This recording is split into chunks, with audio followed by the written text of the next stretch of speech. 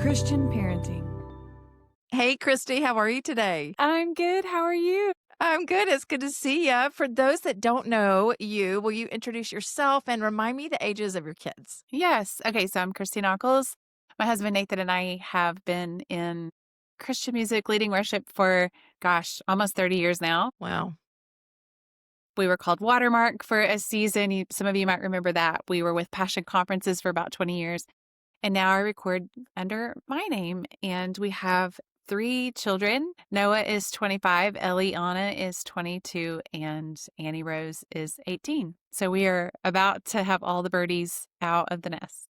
Oh my gosh, which makes this newest album very special, which I want to hear about that. But I have to tell you, I was looking up, trying to refresh my memory because I wrote my first book to your first album, like with some other songs, but like your music has kind of filtered through my life. And I've been to Passion and watched you, and I've been at If Gathering where you're leading. You're one of my favorite worship leaders. But you know what song I forgot that you recorded is Love Can Build a Bridge by the Judds.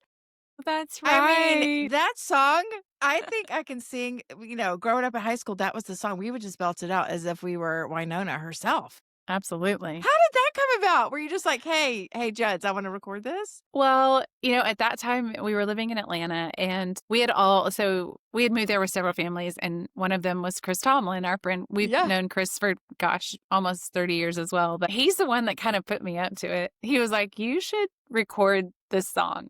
And so I did. And I guess in that case, your people kind of talk to their people, and we just made it happen. But I just loved it. It was always great to have a song that just has a little bit of a farther reach outside of your norm. Love it. Can build a bridge. That's so fun. I think I messaged you about this, but my friend Heidi Miller, who's a pastor at our church, she's just a big fan of yours. And she did a sermon the other day at a women's event about letting your kids go. And she was talking about how her heart is so anxious, but she wants to pray through it. And so she played for us, The King Who Never Sleeps. Like, there was not a dry eye. We were all like, that was the end of her message, just to sit with that song. And we talked about it later. She goes, oh my gosh, like I started my babies on those lullabies, and to have her singing lullabies to them when they were little, and now full circle, this album is just really special. Have you felt that, I guess, for yourself? Your kids were little when you started the lullabies, and now they're launching. So tell us how it came about and the heart behind this latest album. Yes. Well, the heart behind it is really just that. I mean, for one thing, we had just heard years and years of stories of, just that very thing. Or, sometimes I would just be like in the grocery store, and a family would come up, and a mom would have 4 kids, and she would say, these kids have listened to you every night since they were born. Yes. And the kids are just kind of looking at me like, that's that lady that sings the lullabies. But, just story after story, though, of like, these are so precious because they're shared listening for families. And there's not a whole lot that fits in that, shared listening space where it's falling just as powerful on the mom as it is the children, or it's falling just as restful. And so that was the whole heart of it. And that first album, a lot of those started in the rocking chair, literally when I was rocking my babies to sleep. Yeah. And then, we finally made the album when they were kind of like more like junior high, kind of middle school, grade school. And now, yes, the second one, I don't know why we waited so many years to make another one, but it has been beautiful, I think, in this season of life to just encourage young moms and to resource families yet again from a place of saying, okay, we're still in this. We're still parenting. Yes, they're all adults, but there's something so powerful and sweet, and there's a lot in the letting go. So it's just, this album, it feels like, just a way to kind of sit where we are in letting go and like being empty nesters almost, and still be singing over our people and over others. So which is something that Heidi said is like, sometimes music and worship is the only thing you can do if you're up at night. And she's said, her anxiety kicks at night when you're like, where are they?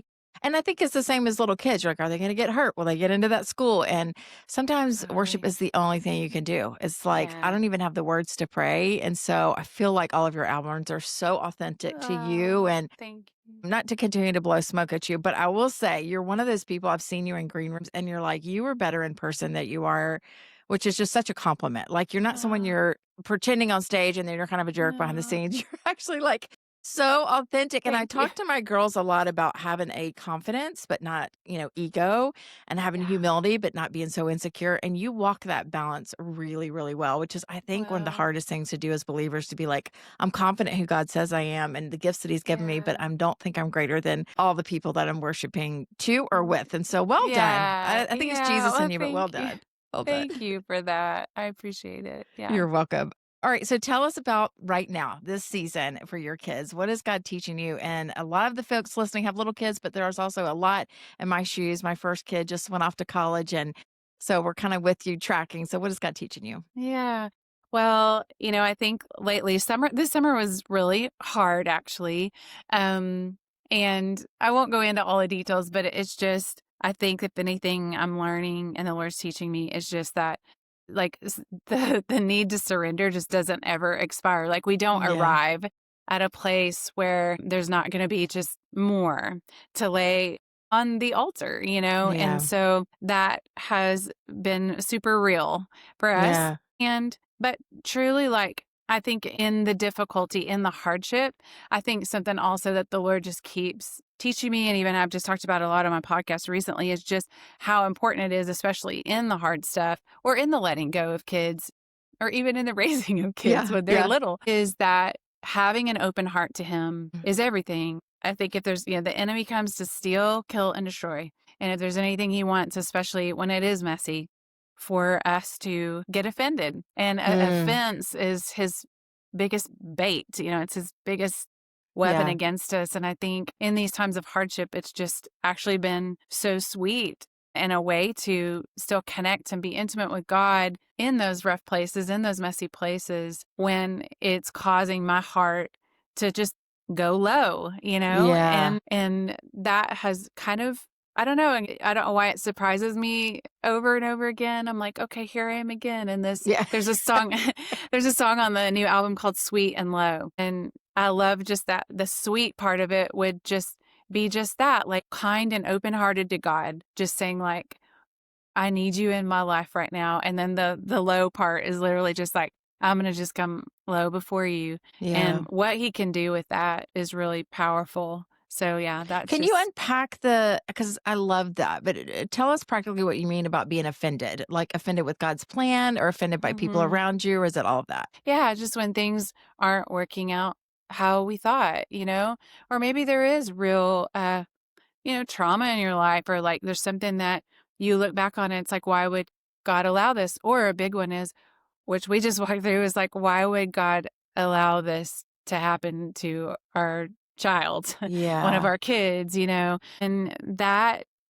is what it can really, especially as mamas, it's like the enemy knows, Yeah. how to kind of push our buttons and get us in that place of being where it's easy to be offended. Yeah. And I think that we can take the bait, sometimes Yeah. we can choose to not trust God, and that, he's ultimately what he promises is he's going to work all of these things for our good or their good if it's our kids. But yeah, it's so tempting For sometimes to just sure. shut our heart off to him. And that's kind of the beginning of just, Yeah. yeah. Well, Uh, distance and drifting almost is like you don't realize that that's like a crack in the door that the enemy's like, yes, oh, yep, I got her. totally. Yes. And I think once you said that, I was like, oh man, the mama bear in me is like, okay, Satan, mess with me. I got you. Yeah, But if not, I got you, but like I can handle it. But they mess with your babies, and you're like, either you're really offended or really totally. mad with God to be like, Yeah. like they didn't choose ministry.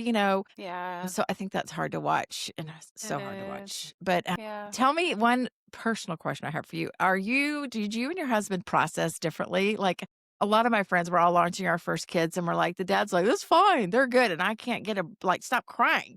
And he's like, it's not that I don't care. I'm just so excited for her. And so did y'all go in Yeah. waves? Like, Miss Bates, give us some hope on like, how did that go Yeah. for y'all? Yeah. Well, I will say that it's funny. We for the most part, I'm usually the one that's like either overthinking it or overfeeling it, or like Yeah. having all the random worries that some of them that, don't even, are just kind of ridiculous. Yeah. But sometimes it's funny. I don't know if you do this, but sometimes we'll just switch roles all of a sudden. And it's like he's like, wait, you're like being me in this scenario and I'm being you. So we actually have found that to be true in a lot of ways that like Nathan all of a sudden like just he's just like this is hitting me harder Yeah. than I ever met. And that has kind of been the case with our youngest. And I don't know if it is because it's our youngest, but we have found that it's been a little bit like of a switch. But Interesting. yeah, so our normal process is that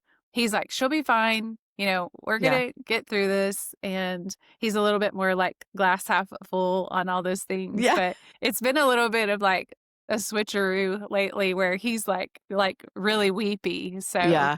Well, and it's it's been like, sweet. all the things, all of God's promises, she's where she's supposed to be, all the thing. But I Yeah, think it's just a reality of like, we all lived together in the same house for 18 years totally. and then they're just Totally. not. And that's just a big Oh, adjustment. But it tell is. me this, what is something practical? Like, I think that obviously the parenting is different. So if we went from like, Mm. parenting to coaching and guiding, like obviously that's a huge transformation that they're adults and they're doing their own thing. But is there anything practical Yeah. that you found a way to connect with them in these stages where they're not in your house, but you still want to have some connection to them? Yeah. Well, we certainly try to, in fact, my son has been texting me because we definitely try to meet up for meals, get across the table from each other. I feel like there's just something about a meal together where whether it's at our home or somewhere else, like just getting across the table. And then, when they travel, like our son travels quite a bit, we try to always, and he's now come to expect it, but we like put our hand on him and pray over him before Oh, he leaves the house, like hands-on prayer. It's almost like ascending. sweet. And so he's come to just like he's like, hey, when he knows he's going to go out to LA for, with his he's in music too in the mainstream world, and it's like I'm going out to LA for 3 weeks, and he'll almost come up to us, just like hands out. He's like, I'm ready, like I need Oh, prayer. So like I've just found that like hands-on prayer for our kids, and there's nothing like, yes, there's something powerful in the hand on him. There's a blessing in it, I think, but it's more just like the love in that of just wow. like, putting your hand on your child or on a lot of times with their girls that put it on their head, the top of their head. But that's been really sweet. And just also that prayer is our first defense. Yeah, It's I think in the past with littles or middle school age, it's like you can still just say no, we're not doing that, yeah, let's go this way, or we're going to do this. yeah. But as they get older, it's like we can still speak in, but for the most part it's like prayer becomes your first defense and I love offense. that. I love that you went there. I was not sure how much time we would have, but I was like, it was just something I definitely wanted to ask you about is looking back, how crucial did you feel like, and this is an obvious question, but I would love for you just to hear your heart on prayer because, and here on Part of the Mess, I told you I took over as host. And one of the things that it Yeah. came with was, hey, on Mondays you pray with these moms and Thursdays you do episodes. And I'm like, wait, really? I don't want to do 2 episodes. And looking back now, it's one of the best gifts God gave me is that I would be held accountable to pray for my kids every Monday with this many moms. Yeah, that's And amazing. so, as you're coming on this week, we're starting that for the school year again. So, will you just remind us that this is important work that we're committing to pray for our kids? Yes. Oh my goodness. I mean, I can say, and I guess it just becomes a little more evident when they are older. And that Hmm. is, like I said, more your first defense. But like the specific prayers that we have seen answered, it's Mm, like you really will see the fruit of it. yeah. And, I mean, there's been a couple of times lately that he answered so specific that, like, I literally, a child texted us, that she was going through this very specific thing we were praying for. She texted us. And when I realized God had answered, I literally just laid down on the ground. You're like, you can do that? Like, for like, it's so specific. I mean, so it just encouraged you in that because, and it also, every time it just boosts our faith because we're just like, yeah, like we really can like ask so specifically. And sometimes, he doesn't do it on our timeline. Yeah. It often doesn't look like we think, or he sometimes doesn't answer exactly how we think he will. But sometimes he really does. And it's so powerful. And I think it's been fun. I think in this stage of life as a mom to be able to look back to younger moms and say, you will see the fruit. Right. So keep pressing in. And because we've seen the fruit, that our kids are a little bit older now. So it's beautiful. It's a beautiful thing. Which I think can be that's so good. I think the temptation is when it doesn't happen right away Yeah, or not in the way you thought, you can start totally. doubting God. But I think I love that encouragement. It's like, keep doing it and keep leaning Yes. in, because oftentimes he'll do it completely different than I prayed. And it's like, oh, funny. He knows better than I do. Like, he had a better idea. But I thought, I'm like, I am brilliant. I Totally. raised these children. Yes. I know the best plans. I So know. We're certainly in the waiting on several things with the kids, and it's not in my timeline, but I'm just like, Lord, I trust you. Like, I know that you're gonna, yeah, you I have love her. it. So I love it. Okay. So we talked about King Who Never Sleeps. Is there another one? I'm sure they're all special to you in different ways, but is there another one that you would suggest on the album that moms just go put at the top of their list and kind of sit with today? yeah, well, there's one called Be Where Your Feet Are. That's one of my favorites on the album. And of course, it just means exactly the title. And sometimes I'll get, a lot of times, I'll get the title of a song before I ever have a melody or lyrics. Mm. And that was the case with that one. It was just like, Be Where Your Feet Are.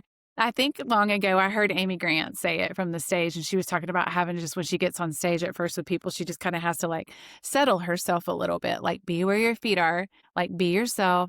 Don't just have this like, what is happening? But Yeah. like, I think that's the case too when we're in the mess of life. I think it's tempting to just let really precious things just like blow by us, whether it's a meal or if, it's a time we had with the kids. I know for myself, I'm be like, oh, like I just let that kind of slip by me. But the song is just encouraging us.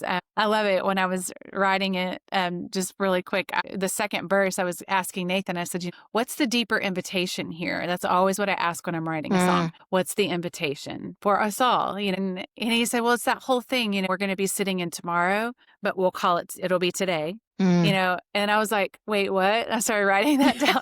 When we sit in tomorrow, but we call it today, how will we look back on our yesterday? Wow. And so it's that whole thought of just, yeah, this is going to pass. Well, all we have is today. It's going to pass so quick. So let's be with our people right where our feet are. Be I present. love it. I Yeah, love it. Such a good word for all of us in each season, because you're like, oh, I wish I would have, gone to the park more with my kids. But it's so easy to just like, for me to obsess and anticipate about what's next for my totally. kids, that I'm like spending more time on the worrying than I am just being where my feet are. So, Exactly. Yes. so good. Thank you for Oh, your work. And I hope I didn't embarrass you with all the gushing, but you just need to know that you're different and unique. And it's felt thank like you. it's the Holy Spirit just shines through your work. And I'm so grateful for just all the work you've done. So thank you. Thank you. Christian parenting.